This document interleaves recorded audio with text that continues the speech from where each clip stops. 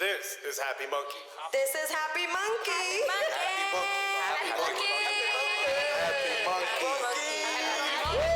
This is HappyMunkey.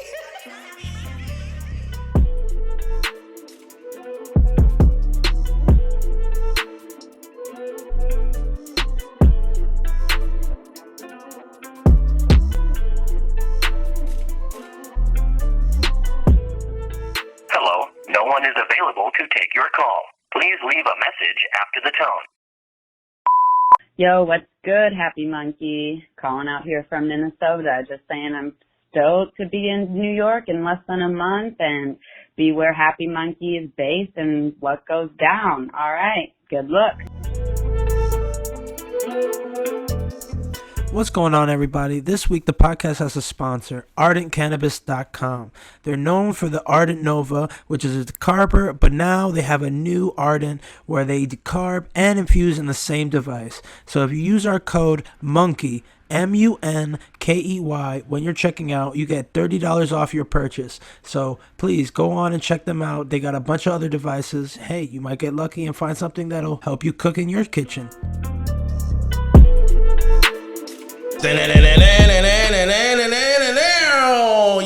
Yes, everybody. Today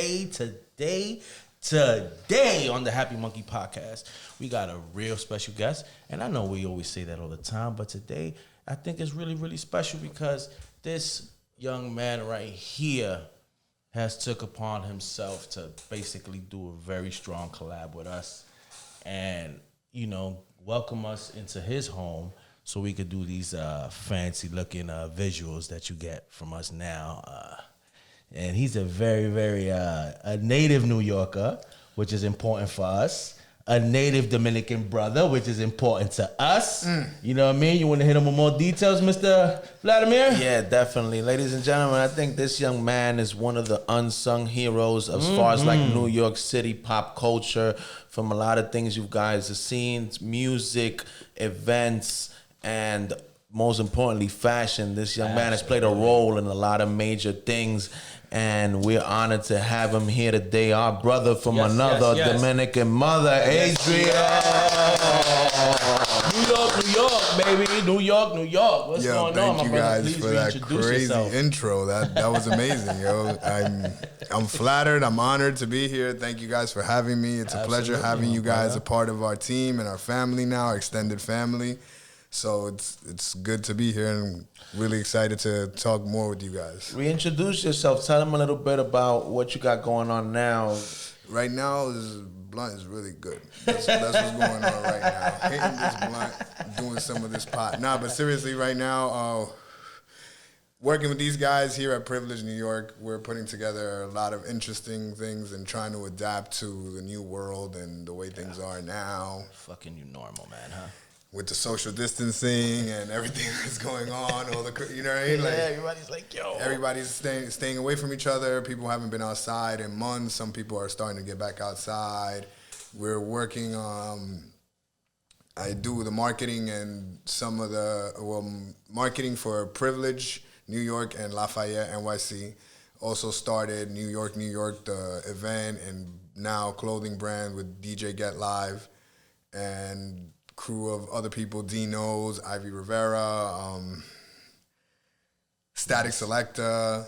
Static Selecta. Yeah, it was Yayo, homie Yayo from Rock Nation. Yeah, my man moving. So boy. we got a big collective now. We started off, you know, it was just a party, and initially started off to help me do my job because I'm lazy. I just look for things to work for me. So when I first got, at first I was or brilliant. I was only a consultant. Thank you, a consultant really for Privilege in Lafayette.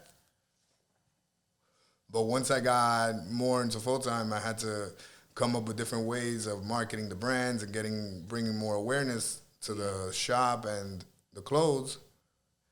One of the ideas was a weekly event where we would promote the stuff, new drops, right, new releases, anything that the brand had going on, we were promoting at this weekly event. and we were calling it New York, New York. Is that how you met Jose? Rose? Trying to think if I just so met everybody legend. understands. So the legend. I'm trying that's a legend that I think that has more. There's more to that story. I believe we definitely met at one of my events, smoking weed and hanging out, wilding out, listening to music, celebrating life. Jose Rose. I asked because he's always outside. He's always outside. Everywhere. I don't know how that man does it. That's our guy. That's our brand ambassador. He's in every event possible in New York City. If it's about sneakers, he's there. If it's about a t-shirt, he's there. If it's about weed, he's there. If it's about ice cream, the motherfucker is there. Anything New York City culture, he's front line. He's a great dad. Shouts to him. Absolutely, he's an awesome dad. We were just hanging out not too long ago, dollars and shit. He's a good dude. He's all the way good dude. Adriel, so you've been down so many different paths, so many different industries. You got to tell us where it all started. Where did you grow up at? Well, my family's originally from Washington Heights. Grew up in the Heights. Home of the Hayes, baby. Home of the Hayes. Home of the Hayes. So then we moved to Queens in the early 90s and moved around Queens a little bit with my family. And then eventually in high school, I ended up going back uptown by myself. So Going back to the roots, baby. Going back to the roots. To finish high school. While I was finishing high school, I've been around. So it's basically my family and my histories from between the Heights and Queens. So it's had a lot of influence on who I became and the type of person that I am now and the type of New Yorker that I became because of those two very different experiences. When I was growing up uptown, we learned how to speak English and everything and the whole thing. I spoke Spanish first. I'm sure you guys did too. We had to learn how to speak English in school. And then going to Queens where people don't even speak Spanish. Well, the neighborhood that I was in. And I discovered that Queens is... Latin America. Very diverse. Latin America, literally. So all those, different places and... I guess the neighborhoods affected me and influenced everything that I have as far as what's going on now, because I always try to include my Dominican roots in everything that I work with or I work on. And then, in Queens was really that I met a lot of the people that I built stuff with and grew stuff with. So I have a really strong team from Queens and good friends and family now that come from there as well. So, now I guess, I'm kind of from both. Speaking of that, out of the three journeys, what was your first path? Meaning music, events, and fashion. What was the spark that set it off? Which one was the first one? The first journey? Originally, I wanted to fuck around with streetwear. And I started helping out a homie with his brand, and it didn't work out for me. So once I had to go out on my own, I had to figure out what I really wanted to do. I didn't really know what the hell I wanted to do. I just knew that I didn't want to have a job. Like a simple 9 to 5. I didn't, and it's not even 9 to 5 because there's nothing wrong with having a 9 to 5. But I just didn't want to have. When I say a job, it's something that you just have to do. It's a task that you do for money. Because there's people that have 9 to 5s, but they love their job. Right. So that's not. There's nothing wrong with that. But if you have that, I didn't want to end up being the dude in McDonald's or some stupid shit, or just doing a job, or not even that. Let's go like this. I didn't want to end up being a super just because that's what we all do. It's like a cab driver. Oh, yeah, I'm lit. I don't gotta pay rent. I don't gotta do this. You can live ghetto fabulous as a super. You know what I mean? There's no fabulous. Yes. But that's what I knew I didn't want. I didn't want to end up in any of those routes. I wanted to be creative and I wanted to make money creatively. So that's when I started to I guess diversify what I got involved in. So then, as life would have it, one of the people that I know for a long time, one of my oldest friends, happened to be Action Bronson. And while I was fucking That's a around, good friend. That's a good friend to have. wow, the My man clothing Ralph shit. loves Action Bronson, so you said Action Bronson and put a smile on his face. Oh shit! So while I was fucking around with the clothing shit, coming downtown, getting to know people, networking, and putting myself out there and finding out how things operate, move, shake, whatever. Action was getting into the rap shit, and he approached me about helping him out, and at first I was very hesitant because we're close friends, and also because I didn't really want to be the dude promoting rap. I didn't want to be one of those guys. Hey, because the first thing that came to mind was the dudes that ran up to you on the street. Yo, you listen to hip hop? Yo, you listen to hip hop? Yeah, You listen to hip hop? Yeah. Then that's my CD. That's what I was like. Fuck, am I really gonna be doing this shit now? Yo, do you like hip hop? So that was the one thing at first I was like, I don't know if I really want to fuck with this. So one of my mans was helping him out, and then when there was certain things that I needed to handle, I would jump in, and then eventually it just, Action and I knew each other longer. So that's how it ended up being. I took over a lot of the shit. I created his Twitter, worked on his Facebook. I used to respond to all his Facebook messages and shit like that, and helped him, with the marketing as far as the street team shit and little things, But I was set him up on the front, quote unquote his first manager. Right. So I know how that goes. right, we were running off of fucking instinct. We didn't know what the fuck we were doing. It was myself, Paulie, Uncle Paulie, Mayhem, J Love.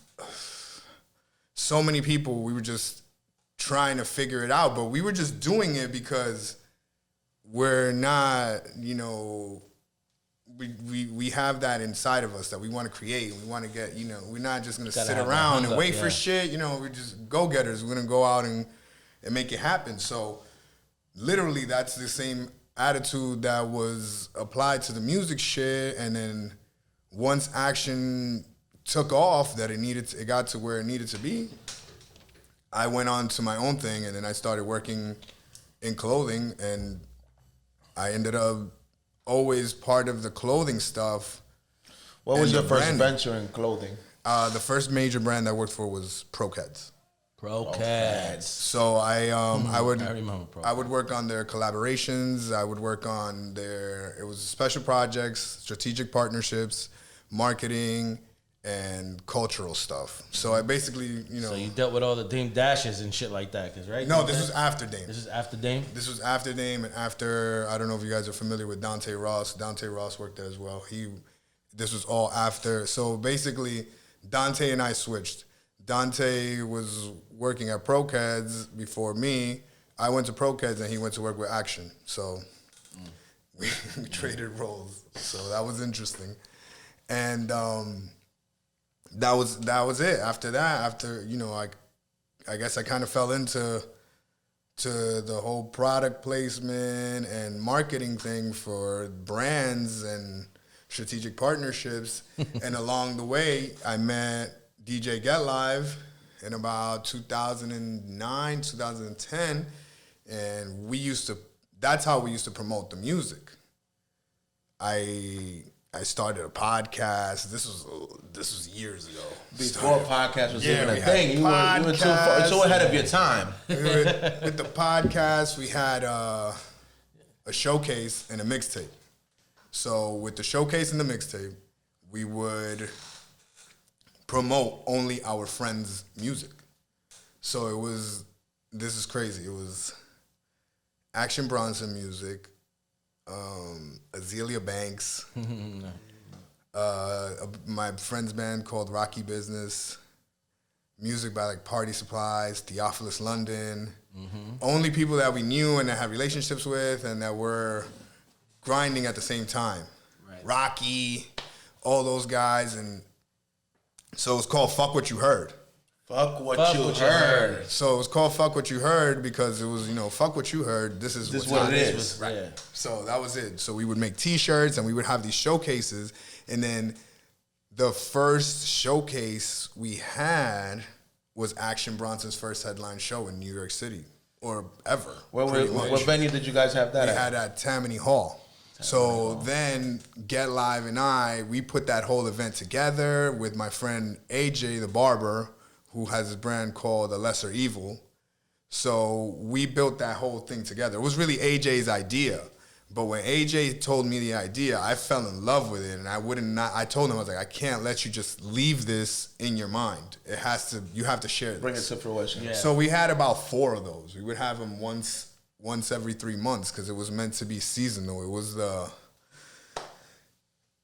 perspectives of the streets, I think is what I was calling it. Perspectives of the streets. The prospectus, so like the quarterly of the streets. It was some crazy shit like that. I was trying to make it sound corporate and important.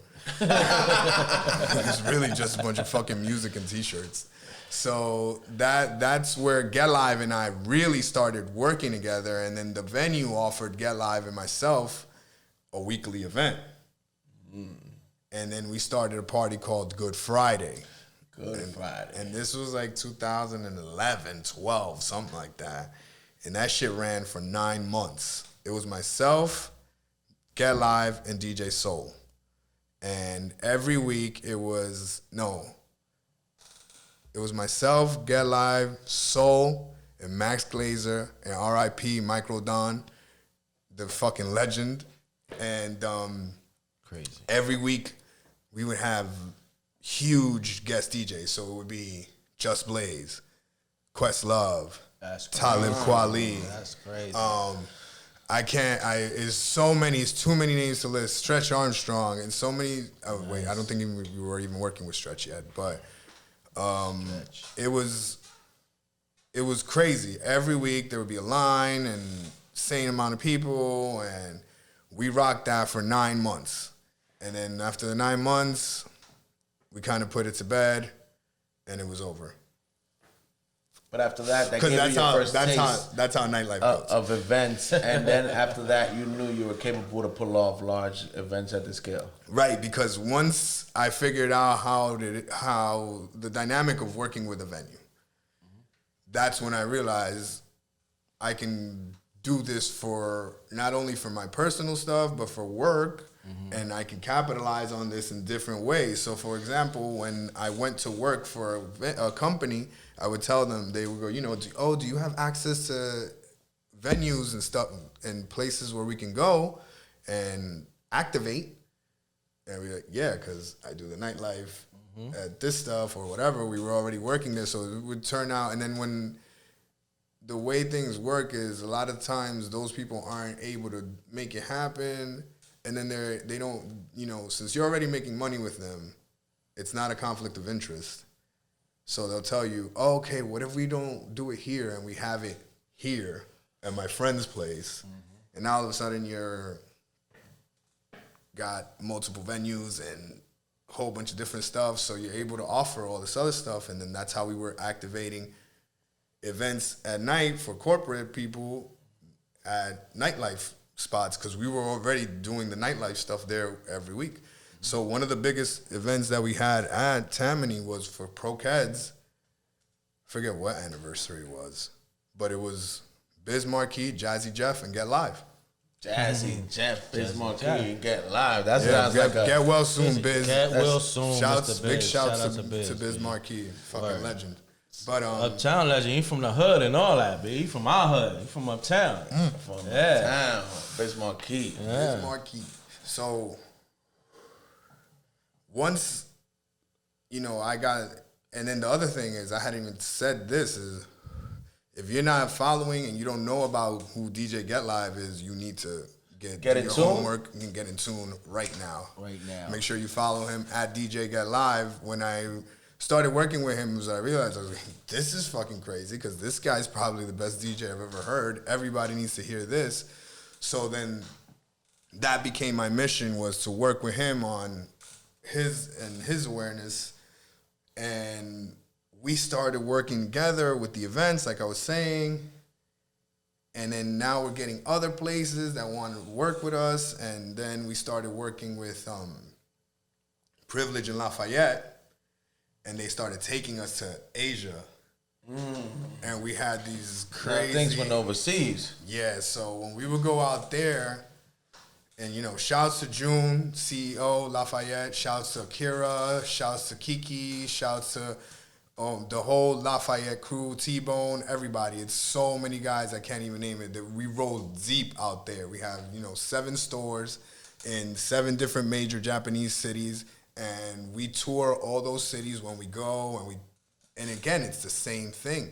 We use the nightlife and the music and the culture to promote the brands to people in clubs and through activations and events. So that's literally, and then with time, you realize you can't just keep doing all that shit in the same way. So it becomes more toned down and corporate, and then there's crazy shit involved because you got a client or whatever, so the more it becomes more organized and more structured, but there's also more to it.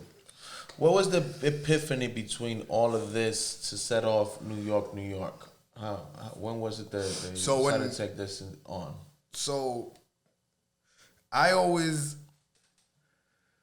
one of the first parties that I worked at as a promoter for somebody else was at Greenhouse. Greenhouse. Tuesdays, I was there. New York shit. Tuesdays. I was there on Tuesdays and Greenhouse. So we were there on Tuesdays and didn't even know each other. Probably smoking weed at different tables. Yeah, so, for sure. I was there. So I was there on Tuesdays as well, and I had the basement with my friend Iron Lion. Oh, the basement in Greenhouse. This was before Whip. Okay, so this is the basement in Greenhouse. Remember? Yes, I know. So we had a little party called NYNY.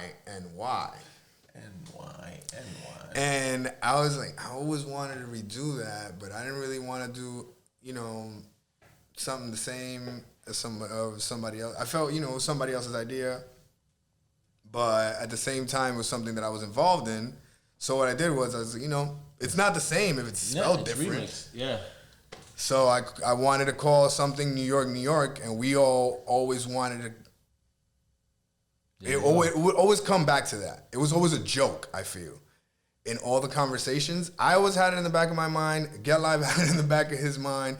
The people that I work with on our team, it was always like a thing. It would always come, because whenever we would start a new party, we were like, so what are we going to call it? Why don't we just call it New York, New York? Shut up, that's stupid. And we would just keep it moving and then come up with something else and then boom, boom, and this and that. So where New York, New York really started was at this place called Little Charlie's. Little Charlie's, I've heard of it. On Kenmare, 19 Kenmare. It was at the basement of this restaurant called Ken and Cook.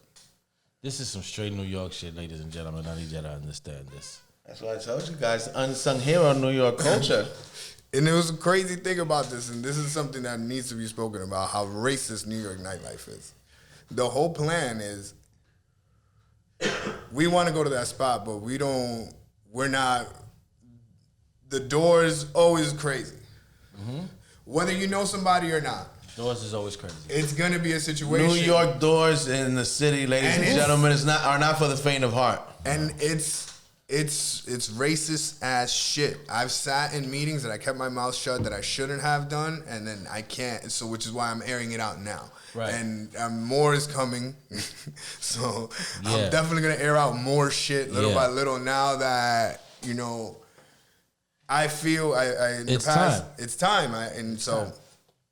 And plus, nightlife does not looking like it's gonna be a thing for anytime soon. So it was the plan was like, you know what? We want to go in there and we want to fuck shit up too. Like, you're playing hip hop. Right. Why can't we be there? Right. So I would find these places through networking, through friends, relationships that we wanted to be at. And when we would get the plug to have a conversation, whatever, we would work it out. And having the experience that we came from Tammany with, having dealt with a bar every week, knowing what numbers look like, what situations are, the math. Everything's got its own math. It's always a bottom line. But then remember, we had everything got its own different nightlife math. So there's nightlife math. So when you start breaking down the nightlife math, you look at things very differently. There's one thing, and fuck it. No one's gonna be making money off this shit anyway. So the one major thing that that owner pointed out to me was, he goes, what's the average number spend of every person in this room? Per person. So if your average spend is at $5, he goes, what the fuck are we doing? Why are we even here? So why are you wasting your time? Why are you wasting mine? Type of shit. So we start working with these fucking clubs that wouldn't let us in, and then we get everybody in the club. And so we did that with the spot, Ken and Cook. They were known for having one of the nicest spots, great sound system, super small, celebrities, this, all types of crazy shit. And I wanted to rock there. Get Live wanted to play there because the sound, the room. And we had a friend of mine that does the same thing that I do, marketing, events, activations. He works at A-Life. Shouts to Arthur. So Arthur knew the guy from another place that they had worked at in the past. Arthur's the type of dude that he's really got to be into something to fuck with it. If he doesn't fuck with it, He doesn't believe in it, he's not signing off. Not signing off. So once Arthur signed off, the dude was all in with us, and we got into this Ken and Cook place. We didn't name the party. I just listed all the DJs every week. Never named the party. And Unnamed, just DJ such and such. And I would put Get Live at top. He's our resident, and again, it was to create awareness and he didn't get him his due, his shine, right? So people thought the party was called Get Live. Oh, we're going to Get Live Tuesday. Oh, we're going to the Get Live Tuesday, and they started seeing Get Live on other flyers, and they're like, oh shit, and they put two together, and then that's how that worked out. So we still hadn't come up with the name, but the party was built. And at this party, it was, again, I put together shit that probably won't happen ever again. We had Venus X. I'm not sure if you guys are familiar with Venus. And Alchemist and Get Live spin together one night. Nice. That sounds like You know what I mean? nice. So we were putting together crazy lineups. Jay Scott and Get Live. Rest in peace, Jay Scott. So many people were there at the same time. All the ASAP guys were there when they were young. I'm talking about 2013. And so we were rocking that shit every week for 9 months. We have a baby. 9 month runs? 9 month runs. Every time we get to a spot, the 1 year anniversary is gonna be so good because it's rocking. We never make it. Never make it to a year. So wait, before we get further, I got a happy monkey. I got a happy monkey you real quick, my G. So you gotta at least tell me, when did you start your love affair with Mary Jane, my brother? High school. The first time you smoked. Was the first time you smoked? Through that first journey. What was it, a joint, a blunt? What type of weed was it? Joint. What was it? I smoke joints now because I'm an old nigga, but A blunt in high school. what kind of weed? Yeah. Some dirt. Araga? Weed. And it was definitely Haraka. Because the dude, it was one of my homies, and he was a white guy in high school. I tell you exactly where I was. I was in Queens, chilling with my friends from Midtown and from Uptown, because somebody from my high school, I went to high school Midtown. I went to high school on 56th, living in Queens. And that day, my fucking school friends made me come back to Queens. I was so pissed. Yo, I didn't want to chill in Queens. Right, when you was already uptown. You was, Right. So they're like, yeah, there's a party in Queens. And I was like, what? In Queens? I was like, all right. Queens? What the fuck? Okay, so we're going to Queens. So I tell my homie, like, yo, what's up, bro? I want to smoke. He's like, oh, no, I'm not going to do this to you. I'm not going to let you, man. Nah, bro. I'm like, yo, but you my man. Like, you my homie. He's like, trying to be a good friend. Yeah, he's trying doing to be his a good best. friend. He's doing his best to be a good friend. He goes, no, I don't want to do that to you, A.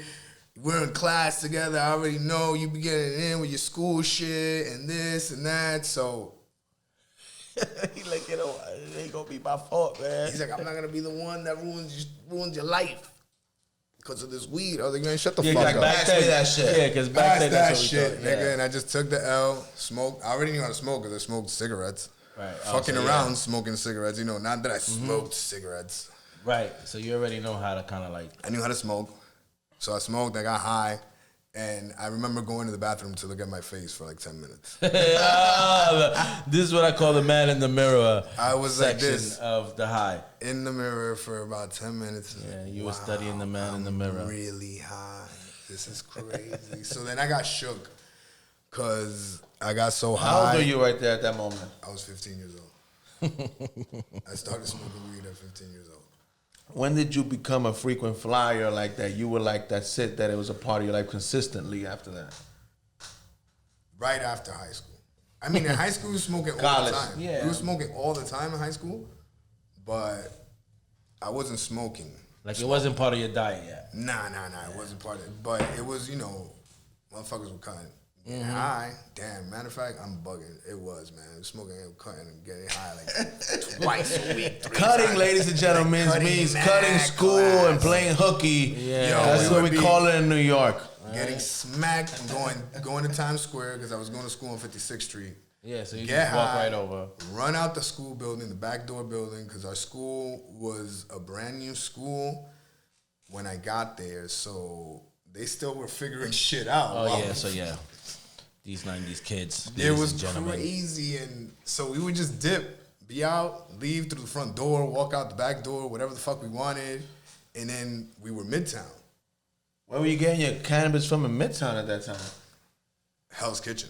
Hell's Kitchen. Yeah, we knew all the little homies from Hell's Kitchen, and there were all these white kids that skateboarded and shit, and that's who we would chill with. And then we would fucking go to Times Square, sneak out to XS. You remember XS? XS. The big arcade? The arcade. Go and spend fucking hours in the arcade, high as shit, or to make sure everyone had money to get home, we would walk to the Lower East Side smoking weed and wilding and doing all types of crazy shit. Boom.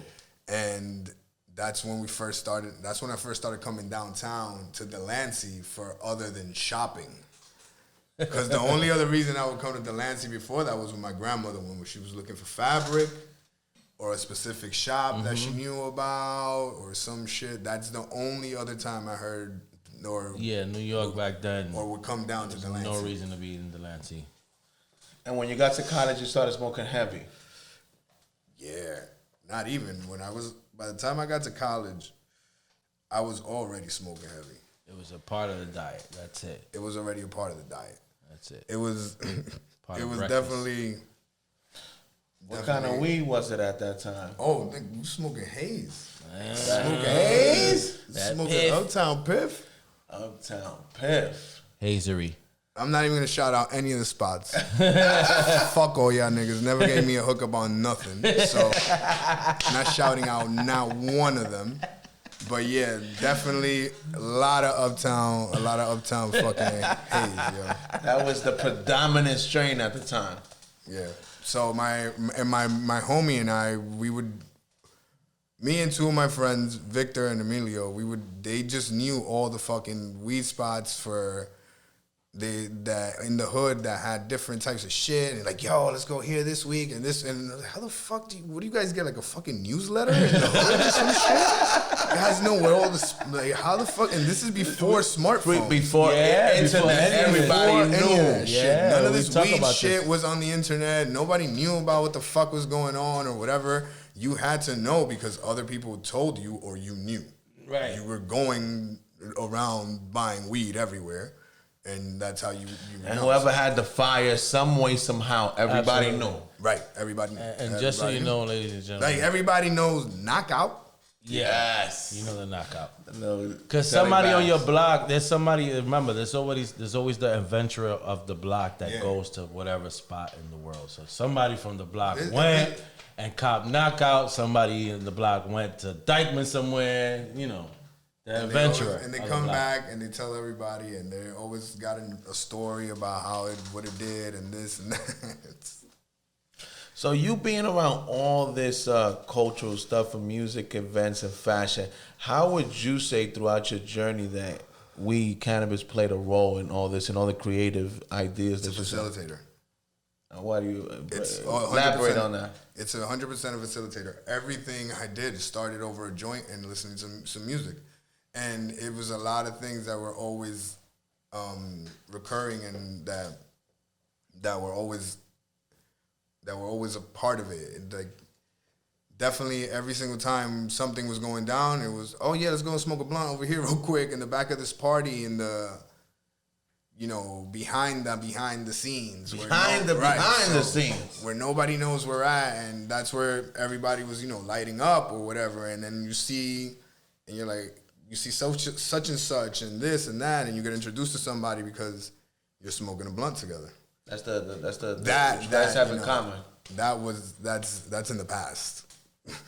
No more of that, Smoking together is over. Yeah. Did you ever think back then, you growing up in New York and everything, that you would see like the cannabis industry the way it is today, like as far as like going mainstream, legalized in a lot of states, becoming essential?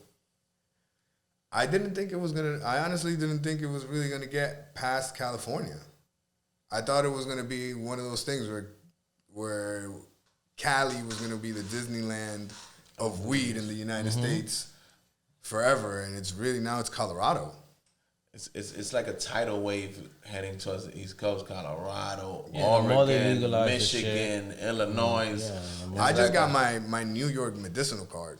Yeah. And Certified now. I never thought that was gonna be possible. Ever. I didn't. Me either. Ever. I just saw that as so far off in the future that I didn't.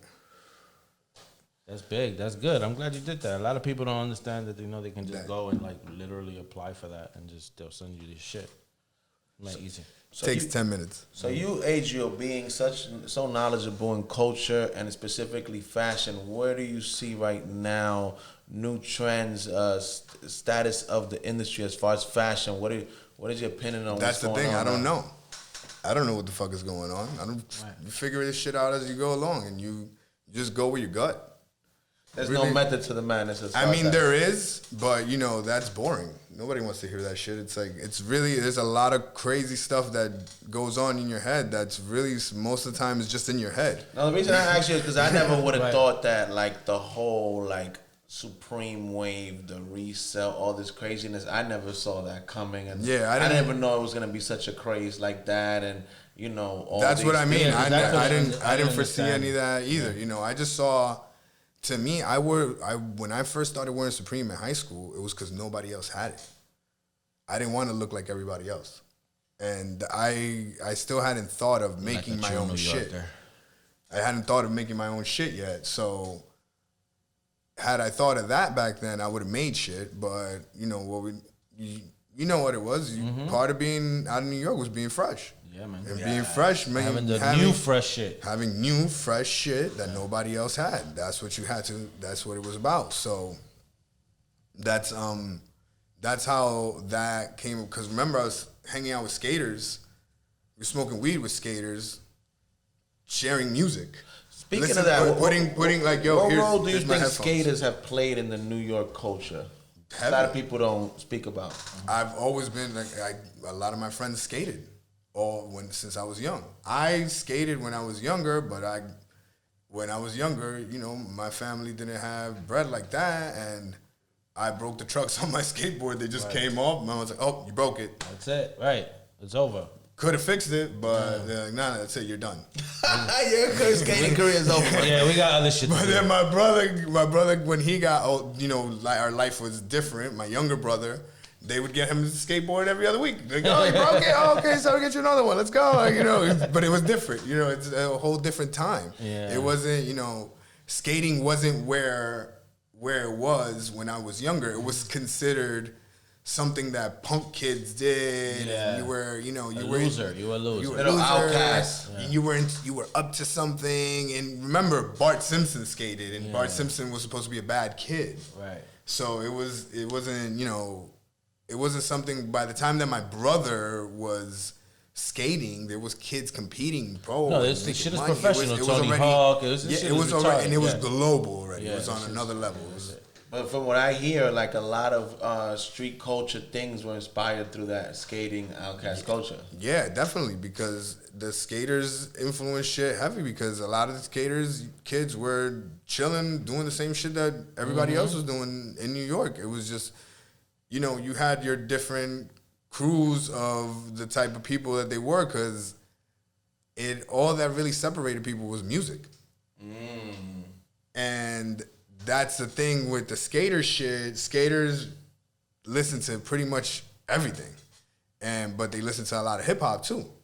And then that's where I feel like everybody always came together through music, hip hop, and the cliques were different, because if you didn't listen to something, you're not gonna go and party and listen to that shit. So you weren't partying with that person. No.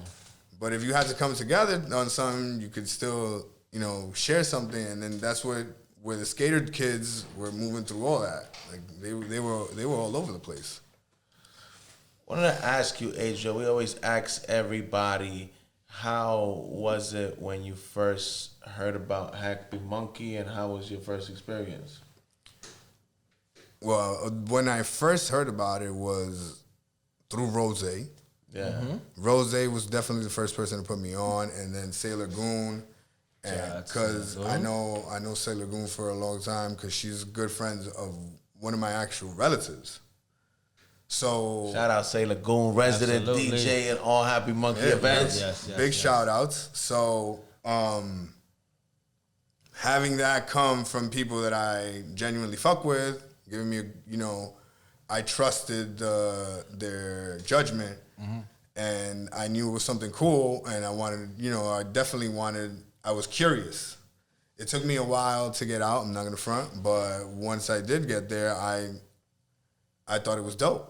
I had a great time. Every time I went, I definitely walked out higher than I walked in. And I'm talking about walking on a cloud type of high. You know what I mean? Sunglasses in the daytime, nighttime type of high shit, because that's how crazy it would get in there. You would literally, it was peaceful. It was a gathering. It was a lot of sharing going on, because everybody wants to share the experience of the weed, because it's a facilitator, and you're networking. Same, with some people that you normally wouldn't come across, but here you're both having this. You both have the same passion for weed, and anything that has to. So it could be one day. It could be a person you talk about edibles, or it's wax, or whatever, concentrates. I don't know. There's so much shit now that, I don't even know. I just know that I think it's great. I think it's a great time, and that weed is where it's at right now. But, to me, that was always a good time, and that's what I thought was best about HappyMunkey, was all the networking, and it was everything I would get it from that one spot. That brings me, we asked everybody, Adriel, the $1 million question. I knew this is coming. And I want to know your opinion, because you're a very cultural, outside the box thinking person. Yeah. And we asked everybody, if you had to describe HappyMunkey, the movement, the events, everything you know about the brand and the movement in one word, what would it be and why? I think it would be that it's versatile. Why versatile? Versatile. Because that you guys really it's not just about one thing. You guys are very, very versatile with your whole approach. You guys are definitely putting on for the legal cannabis community, which I think is something that's really important right now. And the culture, as in what you guys are doing here right now. And so being able to maneuver through the different crowds, and like the corporate to the street, like that type of shit, and bring together so many different types of people. I think you guys have to be very versatile to be able to pull that off, and I think you guys do a great job at that. I think you guys are really killing it. Just like cannabis, baby. That's what we do. Thank you for those kind words. I don't think anybody's ever used Nobody's versatile. used versatile. I mean, that's how I see you guys. I'm looking at the HappyMunkey page, and you guys come through, and you coming through, and now I seen you today. You a fucking b-boy. over here fucking breakdancing. You know what I'm saying? man. And killing it. And then I see you guys, then you're in suits. And where you guys know how to move and how to operate in this treacherous world out here in this business. New York. It's crazy out here. New York City's crazy. It's they don't want us to do shit. So yeah, man. Adriel, no, but thank you for those kind words, Absolutely, man. we my appreciate pleasure, man. you, You guys, my brother. I fuck We with you appreciate guys. Yeah, we appreciate you, my friend. Definitely. Thank you. Nah, it's mutual. I think Thank this you was for dope. everything that you just not only have done for us, for Happy Monkey, but for the culture and for New York. Absolutely. And Nah, man, all the things you've been a part of. We got a responsibility out here for the people that our community and everybody that we fuck with. We got to hold it down for New York, and if not, that shit's gonna be gone. Word. It's not gonna be around anymore because it's almost a dying breed. So definitely, please tell everybody where they can find you. All the Instagrams. What's in store? What's in the future for Adriel and New York Privilege, whatever you want to Lafayette, toda la vaina, dime. Yeah, Privilege. You got to follow Privilege New York at Privilege New York, one word. At Lafayette _NYC, and then DJ Get Live and New York X New York is our brand. There you can find all our newest designs, gear, merchandise, upcoming events. We're now working on virtual stuff and on Twitch and streaming DJ sets with live DJs and the new realm of reality, actually, because that's literally what we still feel we have to serve the community. So Some way, somehow. we just got to figure out how to do it now safe, so everybody can stay Like safe. Bruce Lee used to say, you have to flow like water. You gotta be like water, baby. We in here. Because the water, water, you can put water in anything, but water could fuck shit up too. So Yeah, man. That's what it is, man. So definitely. Yeah, this was dope. I think this was good. This is one for the books, man, I think because this is you don't get to see too many people that look like us and come from where we come from that have done Yeah, as much man. as this young man has done. Yeah, man. So we want to thank you for believing in us and rocking with us, and you know what I mean, and everything you've done for the industry and for the community. Yes, sir. For everybody out there, we all know it's been a tough, year. Yes, it and has. it's not easy, but you always got to stay positive and optimistic. Yes. Remember, everybody out there, you're too blessed to be stressed. Things that get greater later. For now, checking out Vlad, Adriel, Ramon. Till the next episode. Peace, love, and happiness. What's good, everybody? This is your nigga Ralph, trying to keep you fresh with the info from Happy Monkey every single podcast. You already know what it is. If you haven't followed us yet, follow us on Instagram at HappyMunkey_ or Happy Monkey Goodies. Now remember, that's monkey with a U. Also, if you haven't checked us out, we're on YouTube. So check out our channel, Happy Monkey TV. Keep us current, live, and everything with the culture.